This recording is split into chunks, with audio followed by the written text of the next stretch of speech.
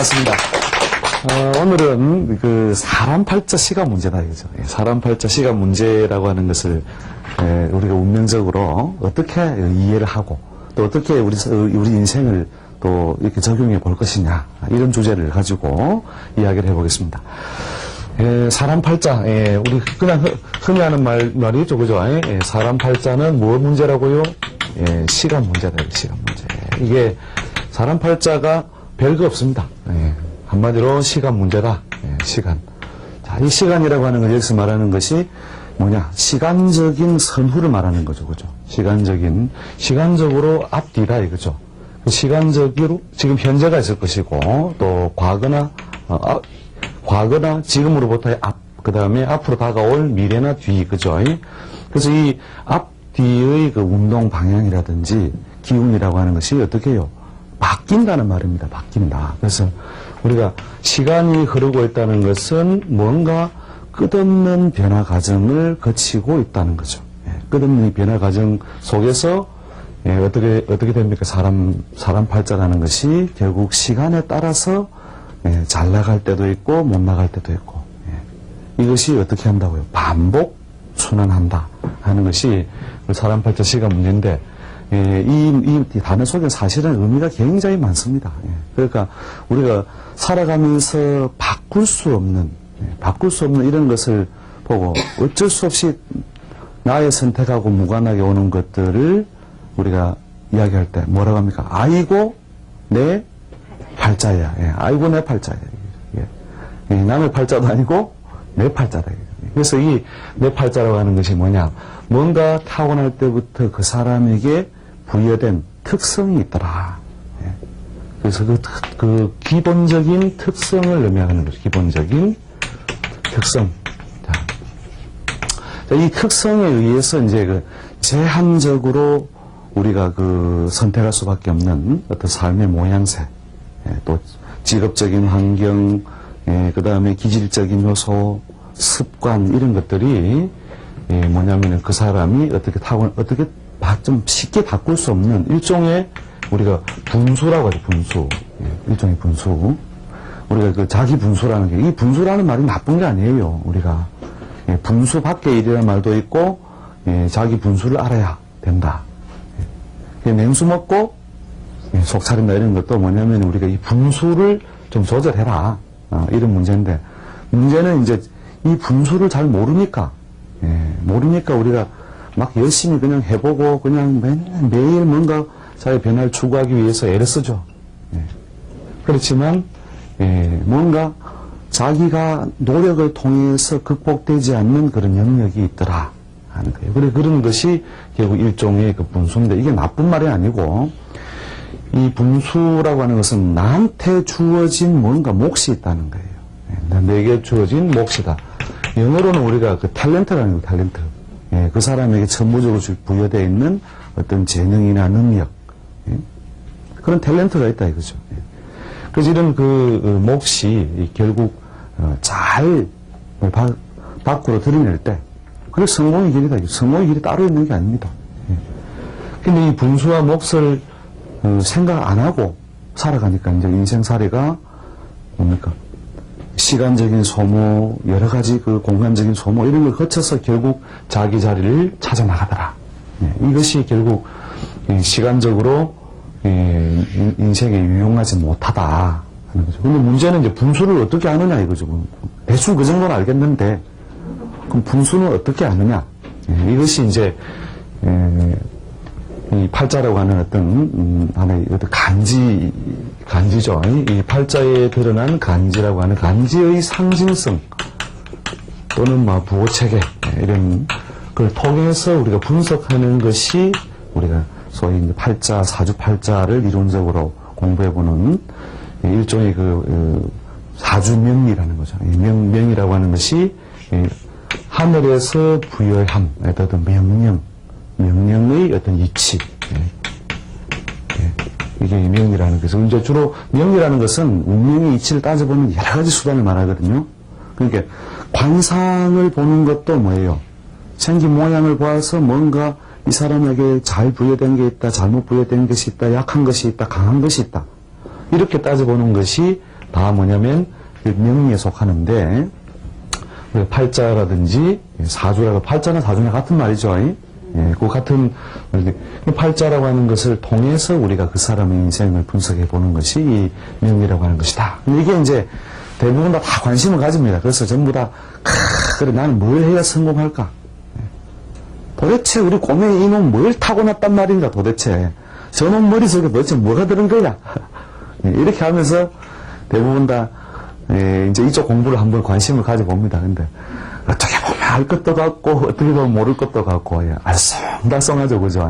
그래서 옛 사람들이 우리가 그런 것을 오랫동안 관찰해서 글을 물려줬지만 그 글을 우리가 후학들이 제대로 다 해석을 해내지 못한다는 거죠. 그래서 이제 그런 것들을 이제 여러 가지로 해석하는 사람들 따라서 이론이 다르고 견해가 다르고 이렇게 해서 글이 나오다 보니까 이제 이 중구난방의 어떤 글들을 또 그걸 모아서 자기 자수로 쓰지도 못한다는 거예요. 그래서 대충 뭘 듣긴 들어가지고 뭘 많이 알긴 알아요. 아는데 정말로 어떤 사람의 어떤 문제에 접했을 때 이게 맞으려나 이렇게 확신 없이 받아들이는데 이것을 이제 간단하게 우리가 이해하는 방법이 있다는 거예요. 이게 저도 그런 과정을 많이 거쳤습니다. 보고 그냥 책을 많이 보면 된다 해서 책도 보고 밑줄 쫙 긋고 특히 밑줄 같은 거 넣는 거 보면 공부하다가 어떤 부분 밑줄 긋는지 압니까? 자기 마음에 쏙쏙 들은 말만 밑줄 쫙 긋고요. 근데 실제로 글 쓴 사람은 그게 아니잖아요. 글 쓴 사람은 다 중요하고 의미가 있는 말이니까 쓸데없는 말은 하나도 안 쓰잖아요. 그런데 자기가 마음에 드는 글만 이 좋은 말이다. 밑줄 쫙 긋고 뒷날에 두 번째 볼 때는 이 줄 말고 다른 줄 또 긋고 있어요. 이런 말도 있었네 이러면서 쫙 긋고 그 가다 보면 세월이 가면 거의 다 줄 다 긋게 되죠. 그래서 다 그 책을 우리가 봤을 때 다 뭐냐면 의미라든지 연결성이라든지 중요함이 있다 이거예요. 그런데 결국 그걸 다 소화하려고 하니까 결국 옛날 글과 지금 글이 다르고 그 다음에 그것을 우리가 이런 어떤 사물을 보고 설명을 붙인 것인데 그 설명 가지고 아무리 설명을 많이 붙여도 한번 이렇게 사물을 탁 들여다보는 것도 못하잖아요. 그러니까 우리가 예를 들어서 우리가 맥주를 먹었다. 저는 맥주 맛을 이렇게 보는데 맥주를 탁 마시고 나면 어떻습니까? 목이 갈증이 날 때 맥주 마시고 나면 어떻게 됩니까? 일단 시원하다 이러죠. 이것은 시원한 것입니다. 이게 뭡니까? 이 수수께끼 9고개 있죠, 이게. 송가송 9고개가. 이것은 시원합니다. 또 씁니다. 차갑습니다. 색깔은 거무튀튀합니다. 거품이 있습니다. 그런 애들 수수께끼 9고개를 쭉 해놓고 9개 다 봐도 분명히 그 본래 그 사물을 설명한 건 맞잖아요. 시원하게 먹으면 더 맛있습니다. 먹는 것입니다. 그런데 맥주 맛을 못 본 사람은 어떻게 돼요? 뭐가 그냥 알 듯도 하고 모를 듯도 하고 그죠? 그 다음에 어린이가 먹으면 몸에 해롭습니다. 그 다음에 쓰다고 말하는 사람도 있습니다. 그 다음에 달다고 말하는 사람도 있습니다. 이게 뭐예요 도대체? 이게 책에 나와 있는 여러 가지 표현들이 이와 같다는 거예요. 그러니까 이제 거기서 보면은 어른은 뭐예요? 막 꿀맛이다 이러잖아요. 그런데 어린 사람 먹었을 때는 뭐예요? 쓰다 이게요. 그러니까 쓰다는 말도 있고 달다는 말도 있고 이게 이 학문이라고 하는 것이 설명되어 있는 어떤 여러 책들이 이런 식이니까 보통 공부를 하는 사람들은 이것 때문에 계속 책을 많이 볼수록 어렵다라고 하는 어떤 모양새로 이제 학문을 접근하는 모양을 자꾸 가지게 되고 그 다음부터 대부분 이렇게 하면 이 공부할 때는 내가 선생님한테 공부해가지고 내가 주변 사람도 쫙 봐주면서 내가 좀 도사로서 좀 폼을 좀 잡고 싶었다 이렇게 이야기를 하거든요. 그런데 공부를 하고 해보니까 하면 할수록 할 말이 없더라. 이것도 같고 저런 것도 같고 이런 식으로 이제 공부를 하다가 대부분 다 책을 덮습니다. 그래가지고 이제 이 학문에 대해서 무시는 안 해요. 무시는 안 하는데 대부분 다 그거 어렵더라. 그냥 다른 거 해가 그냥 공부도 하는 게 나을 것이다. 이렇게 가버리는데 저도 그런 과정을 거쳐서 이것을 이치로서 뭔가 다 꿰뚫어 보기 위해서. 꿰뚫어야 되겠다. 뭔가 원리가 있으니까 이렇게 설명했을 것인데 해서 공부를 하다 보니까 결국은 추나추동. 추나추동. 봄, 여름, 가을, 겨울의 순환성이라고 하는 이것을 떠나지 않더라는 거예요. 그래서 우리가 목은 무엇이 아니고 나무만을 의미하는 것이 아니고 봄에 만물이 소생하고 펼쳐져 올라오는 것을 말한 것이었다. 그래서 봄의 운동을 가장 많이 기질적으로 드러내는 어떤 사물이 뭐예요? 나무다 이거죠. 그죠? 나무. 그죠? 그 다음에 여름은 어떻게 아주 보편적으로 많이 이루어지는 운동이 더워지죠. 그죠? 더워지고 활짝 펼쳐지죠. 그죠? 그때는 막 그냥 모기도 언제 나와요? 여름에 다 날개를 펼칩니다. 그렇죠? 그래서 바짝 펼쳐지고 밖으로 승발 들려서 펼쳐지는 기운이 많은 계절. 이렇게 더운 기운의 기질을 많이 가지고 그런 운동성을 많이 가진 사물이 불이더라 이거죠. 그래서 이게 목화토금수라는 그 인자가 나오는 거죠. 그 다음에 가을에는 어떻게 돼요? 가을에는 뭐가 진다고요? 낙엽이 지고 또 무수의 계절, 열매를 맺는 결실의 계절, 그죠? 결실의 계절. 그리고 고개를 바짝 쳐들다가 고개를 숙이기 시작하니까 뭘 보기 시작한다? 책 안 보던 사람도 책 보는 독서의 계절. 그러니까 이게 고개가 밖으로 막 설치다가 아니야 하면서 고개 숙여서 뭔가 내부적으로 생각을 구하고 성숙시키는 운동이 이루어진다. 그래서 이제 그런 어떤 운동성을 많이 가진 것이 금의. 금은 건강하게 단단하게 굳어지려는 성질을 가지고 있다. 딱딱하고 굳어지고 마르더라는 거예요. 그래서 금의 성질을 드러내고. 그 다음에 겨울은 뭐냐요? 차갑고 엄기가 붙죠. 그래서 물은 여기 우리 테이블 식탁에 두면 물 한 방울 떨어뜨리면 어떻게 돼요? 물이 계속 흘러갑니까? 이렇게 물방울이 좀 맺혀 있어요. 이렇게 맺히려고 하는 응집력. 그 다음에 자꾸 밑으로 기어 내려가려고 하는 틈만큼 기어 내려가려고 하는 그런 밑으로 움츠려 되려는 기운이죠. 그죠? 이런 어떤 운동성을 가장 많이 가진 사물이 물이다라는 거죠. 그래서 목화금수는 나무나 불이나 이런 것을 말하는 것이 아니라 그런 운동을 보여주는 것이다. 그래서 우리가 어떤 간지를 볼 때도 이것을 어떤 것으로서요. 이건 이 갑이라고 하는 글자는 우리가 처음 배울 때 스승님 찾아가면 이랍니다. 외워라. 갑을병정무기경신이게 하면서 갑을병정무기경신 막 외웁니다. 외운 다음에 이놈은 오행으로 목인이라 그러면 알겠습니다. 그 다음에 음양으로 갑도 있고 을도 있는데 요놈은 양이고 요놈은 음이다. 그러니 외워라. 물론 이제 우리 기본적으로 우리 문자로서는 외워야 되겠죠. 그죠?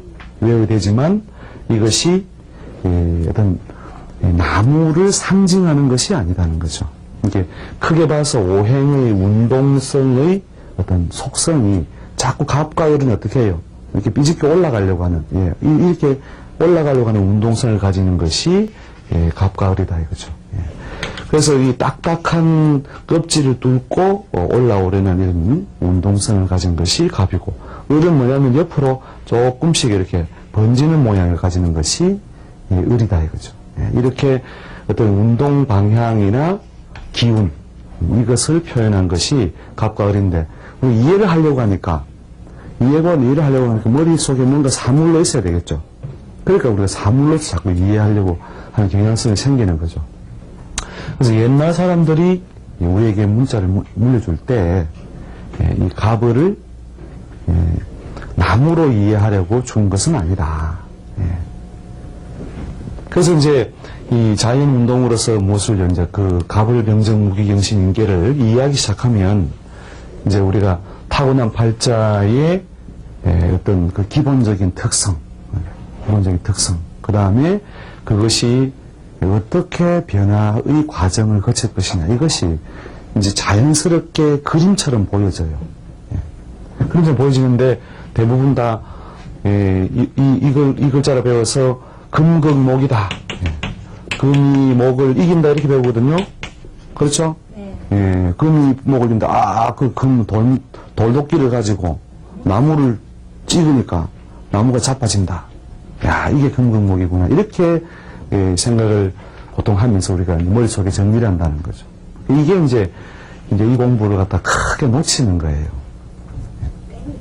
예, 그러니까 가을 바람이 분이죠, 이게. 그죠? 가을 바람이 분이 나무근이 목을 운동이라 위로 올라가는 거죠, 그죠? 위로 살짝 삐집고 올라가던 놈들이 어떻게 해요? 그렇죠. 오히려 움츠리고 더 자라지 못하고 도리에 떨어지는 운동을. 이렇게 운동이 내리려고 하는 운동이 끌어올리려고 하는 어떤 운동을 억제해 주는 것이다. 그죠? 이건, 이 극이라고 하는 것은 그 억제하는 것이 돼요. 예. 억제한다. 조절한다. 또는 제어한다. 이런 뜻이거든요. 그래서 이 기운이 항상 이걸 이기는 게 아니고 서로가 어떻게 해요? 치우치지 않도록 조절하는 관계에 있는 것이 바로 이런 관계라는 거죠. 근데 이제 금극목을 보고 자꾸 돌멩이를 가지고 나무를 찍었으니 이겼다. 이렇게 자꾸 이해를 해서 한다는 거죠. 그래서 어떤 우리의 문자나 수로도 다 우리가 제대로 이해하려면은 무엇으로 운동, 동작으로 이해하라는 거죠. 운동, 동작. 그래서 그렇게 이해를 하고 보면은 팔자에 우리 흔히 하는 말로 어느 놈이고 막 편한 팔자가 없더라 이거죠. 편한 팔자가 없다는 게 뭐냐면 그게요. 이 공부 해보면 압니다. 다 뭐냐면 복잡해요. 글자들이 어떤 사람은 오행적으로 목이 많아서 있는 사람도 있지만 하나로 완전히 치우친 경우는 아주 특이한 경우나 모양 외에는 없어요. 다 뭐냐면은 불도 있고 금도 있고 흙도 있고 뭐 이렇게 다 막 뒤죽박죽 섞여 있다고요. 이게 다 뒤죽박죽 섞여 있으니까 무엇이 어느 것 하나로만 자기 뜻을 이룰 수 없다는 거예요. 인생이란. 그래서 우리가 라면 하나를 끓여 먹을 때 무엇 있어야 라면을 끓여 먹을 수 있습니까? 불도 있어야 되고 물도 있어야 되고 그것도 있어야 되고 그 다음에 숟가락 젓가락도 있어야 될 것이고 또 뭐 있어야 됩니까? 라면도 있어야 되고 그 다음에 그걸 끓일 수 있는 그렇게 냄비나 그릇이 있어야 되겠죠, 그죠? 또 담아 먹는 그릇. 자, 이렇게 골고루 다 있어야 되는데, 이 중에서 뭐가 하나 빠져버리면, 자, 불이 없다, 이러면 어떻게 돼요? 불이 없으니까 해결하는, 우리 꼬맹이들은 해결하더라고요. 스프만 탁 뜯어가지고, 구워가지고, 막 부시고, 막 흔들어가지고, 그렇게 먹는데, 맛있는, 걔들은 그게 더 맛있대요. 간이, 좀 돼서 그런지. 그런데, 맛있는 라면이 안 되죠, 그죠? 그 다음 물이 빠지면, 이건 더, 그렇고, 그죠? 불 빠지고, 물 빠지고. 그 다음에, 그릇이나 이런 게 없어도, 그걸 온전하게 우리가 라면 하나를 끓여 먹는 것도 뭔가 여러 가지 요소가 있어야 되는구나. 이게 인생을 사는 것에도 여러 가지 요소, 여러 가지 요소에 의해서 어떤 중심점을 찾는다. 자기 자신의 어떤 그 존재 양식을 가진다. 이렇게 보면 되죠. 여기에서 이제 어떤 것이 더 두드러진 것. 두드러진 것이 뭐냐면, 그 중에서 두드러진 것이 무엇이라고요? 보통 우리가 이 팔자나 간지를 해석하면서 많이 쓰는 것 중에 일종의 그 격이라고 쳐요, 격. 자, 예를 들어서 그 자동차가 있는데, 이 차는 화물을 싣기 위한 차라면 어느 칸이 넓어야 돼요? 운전석 칸이 넓어야 돼요? 화물 칸이 넓어야 돼요? 그렇죠. 화물 칸이 넓어야 되겠죠. 그죠? 그 다음 그 용도에 따라서 뭡니까? 우리 이거는 건설용으로 뭐 포크레인이다. 포크레인 같으면 어떻게 돼요? 빨리 달리는 것이 중요하다. 아니면은 그 공작 기계가 중요해요. 공작 기계가 중요하잖아요. 그럼 그런 것처럼 좀 그 사람이 타고난 것 중에 두드러진 것. 이것이 이제 좀 뚜렷한 모양일 때에 그래도 비교적으로 격이라는 말 좀, 격조가 높다 이렇게 하잖아요. 격이 맞다. 또 격 외로 다루자. 그거는 어차피 화물차에 뒷유리가 멋있을 필요가 뭐 있느냐. 이러면 우리가 격 외로 하자. 이거죠. 그죠?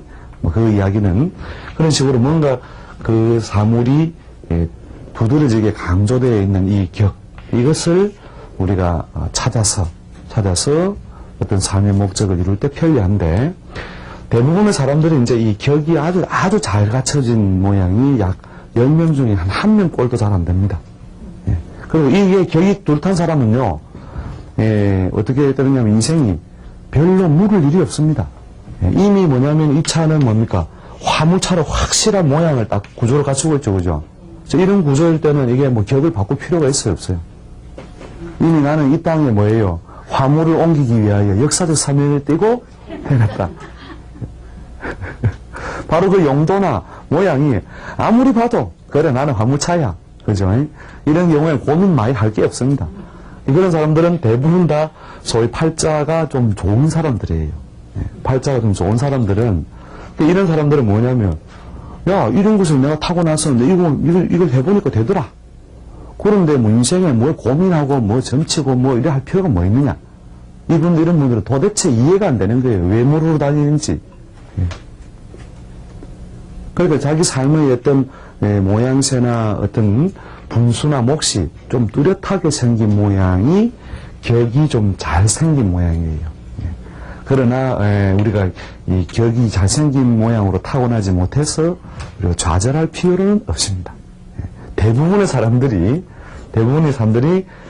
소위 뭐냐면 격이 잘 갖추어져 있지 않고 약간씩은 다 파격, 격이 좀 깨져 있다는 거죠. 그러니까 차는 멋있는데 화물차에 우리 화물용 타이어가 돼요? 승용차 타이어가 있으면 돼요?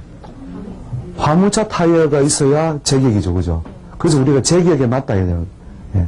딱이네, 제격이다, 이런 말 하잖아요, 그죠? 예. 그게 바로 이제 그 사람이 어떤 타고난 인자가 어떤 글자로서 딱 세력을 가지고 있다 이거죠. 그게 무슨 말이냐면은 그 사람이 뭡니까? 어초로 태어났다. 자, 어초로 태어났으면 이 사람은 뭘 잡으면 제일 빨리 먹을 거 생겨요? 고기 잡으면 제일 빠르잖아요, 그죠? 예. 그렇죠. 그렇게 그 사람에게 부여된 어떤 그 큰 틀, 환경. 그래서 그런 사람은 고민할 것도 없다 이거예요. 그런데 어정창하게 뒤섞이면 어떻게 되는지 압니까? 바닷물을 보니까 멋이 그렇게 이 고기가 이 슬퍼다 같기도 한데 색깔이 멋이 난 우리 팅팅하게 이 파란색이든지 그죠? 파란 고기가 멋이 그냥 뛸 것 같아야 되는데 파란물에 고기가 물이 그냥 좀 구정하다는 게 색깔이. 뒤를 보니까 밭도 있긴 한데 밭도 이게 반반하게 생긴 게 아니고 막 비탈에 뭐 어정쩡하게 있다 이거예요. 그럼 아예 산을 가보니까 산도 이게 보니까 숲이 좀 많으면 산속에 들어가면 뭐 있습니까? 해먹을 게 많이 있겠죠, 그죠? 근데 돌이 반이고 숲이 반이라. 저기 가서도 뭔가 있을 것 같지 않고. 예. 그래서 우리가 그런 어떤 글자들을 골고루 가지고 대부분, 좋게 말하면 골고루 가지고 모시고, 안 좋게 말하면 확실한 선택을 못하게 하는 거죠.